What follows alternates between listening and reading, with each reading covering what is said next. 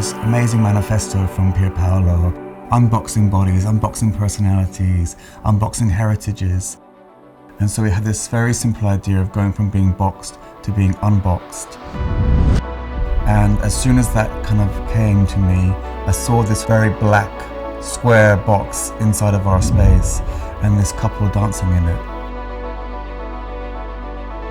The Sleep No More set, it's very detailed, it's maximalist, and to have this sort of very minimalist intervention felt like a really exciting opportunity.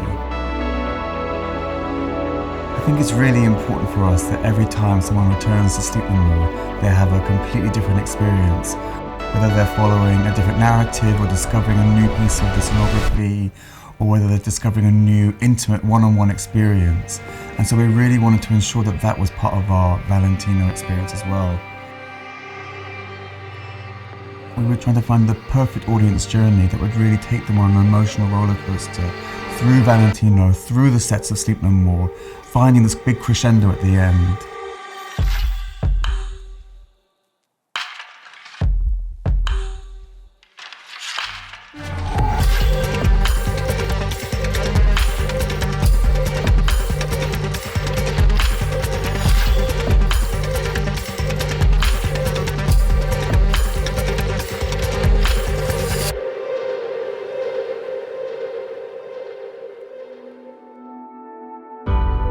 That it's a pleasure to kind of allow them just to go out there and represent the spirit of unboxing Valentino.